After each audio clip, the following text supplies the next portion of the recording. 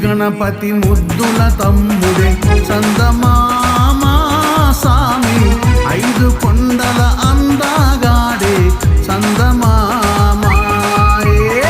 చందమామ చందమామ చందమామ స్వామి, ఎవరిగిరిపై వెలసినాడే చందమామ.